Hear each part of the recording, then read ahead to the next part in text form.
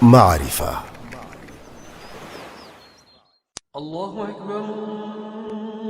It is iftar time. Time to break the fast. Bismillah. This is really delicious.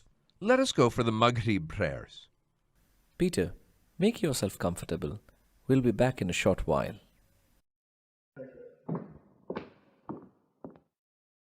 Peter, this may be the first time you are here in Ramadan. Oh, yes, I'm really enjoying it. Thanks to Hassan for inviting me. Hey Ali, have you paid your zakat? No, not yet. I have to calculate my zakat. Hey, Hassan, sorry to interrupt you. What is zakat? Zakat is one of the 5 pillars of Islam. You will be surprised that the Quran talks about zakat in more than 30 different verses. The giving of zakat is considered a means of purifying one's wealth and soul. And according to one of the teachings of Prophet Muhammad, peace be upon him, refusal to pay zakat is a sign of hypocrisy, and God will not accept the prayers of such people. You will be amazed to know that today, at the low end of the estimate, the annual zakat distributed globally is 15 times more than global humanitarian aid contribution. Peter, zakat is expected to be paid by all Muslims who have the financial means. Apart from this, Muslims are also encouraged to make voluntary contributions. Zakat is considered as the right of the poor on the wealth of the rich. Hence, by paying zakat, the due share of the poor is given to them. So, how much do you pay? The one whose wealth exceeds a certain minimum level has to pay zakat, and this minimum level is called nisab.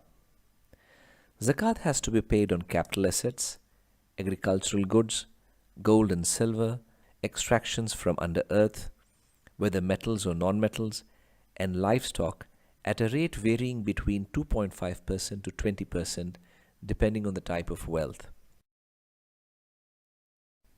When shall one pay zakat? Zakat is paid annually, as per the lunar calendar. But the most important thing is that you should be owner of wealth for 1 year. Is it not difficult to keep the record of passage 1 year in ownership on different kinds of wealth? Good question. To overcome this difficulty, Sharia scholars have advised that whenever an individual or corporate calculates its zakat, it should take into account the different kinds of wealth it has in ownership at that point in time. For example, if I have received cash last month, and I am calculating my zakat this month, even though 1 year has not passed on the ownership of cash, still I can include the cash to calculate my zakat. Hassan, how do you guys calculate zakat? Okay, let me explain to you. Suppose the value of the capital assets like cash, sukuk, Sharia compliant shares, etc. exceed beyond the value of 85 grams of pure gold, then you have to pay zakat at the rate of 2.5%. The same applies to precious metals. For extractions from under earth, whether metals or non-metals, you have to pay zakat at the rate of 20%. Peter, in case of companies, a zakat of 2.5% is to be paid on the value of the capital assets, precious metals, if any, and raw materials, and the goods in the inventory as well. Do you know, Peter, even farmers have to pay zakat on the livestock and agricultural produce? Like camels, cows, and sheep. Now, if a farmer owns 5 to 9 camels, then he needs to give 1 goat as zakat. The quantity limit varies for cows and sheep. If the farmer produces anything which is more than 653 kilograms, then zakat needs to be paid. On non-irrigated land watered by rain, 10% of the produce needs to be paid. On irrigated land, 5% of produce is to be paid. Do you also pay zakat on personal assets like house, vehicle, clothing, furniture, etc.? No, Peter, we do not have to pay zakat on these items. But if you have a land and you have rented, then you have to pay zakat on the rent received. If the purpose of the land is to sell, then the zakat is paid on the value of the land. I would like to add something here. Today, in most Muslim countries, zakat is collected through a decentralized and voluntary system.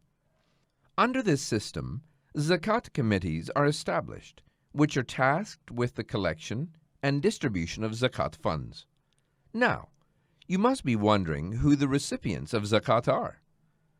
According to the Holy Quran, chapter number 9 and verse 60, zakat is paid to the poor, to the needy, to those employed to collect and manage the zakat fund, to those whose hearts are being reconciled, to free the captives, to those who are in debt for personal reasons, to those who are working in the cause of Allah, and to travelers who are in need of financial assistance. We need to also explain, Peter, about waqf. Yes, you are right. Let me explain. Waqf means preventing something from movement, and in its applicable form, waqf is the confinement of property from the ownership and the dedication of its benefits to charitable purposes or for the benefits of one's family members. Is it similar to a trust? Yes, you are right. But the institution of waqf has its origin long before the origin of the concept of trust.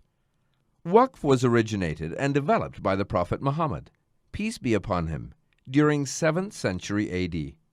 Do you know that a waqf property is irrevocable, which means that it cannot be revoked once it is declared as waqf? It is perpetual, which means that it will continuously exist once it is created. And it is inalienable, which means that it is not subjected to any sale or transfer or disposal. Can you explain to me the mechanism of waqf? Any individual or a group can declare their property as waqf. A manager is appointed to manage this property. The income derived from such property is used for the benefit of those for whom the waqf is made. To add further, there are 4 types of waqf. First is the charitable waqf, in which the derived income is dedicated for a charitable purpose. Second is the family waqf, in which the derived income is reserved for family members. Third is the joint waqf, in which the derived income is donated to the family, as well as charitable purposes. And fourth is the self-dedicated waqf, in which the derived income is retained by the donor as long as he or she is alive.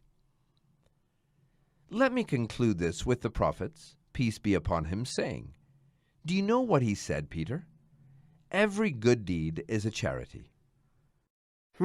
I think zakat indeed is one of the great pillars of Islam to address poverty on one hand and develop generosity on the other.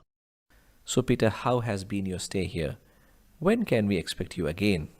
I will be travelling the day after tomorrow, and the stay has been quite enjoyable and pleasant. Come, let's go for the prayers.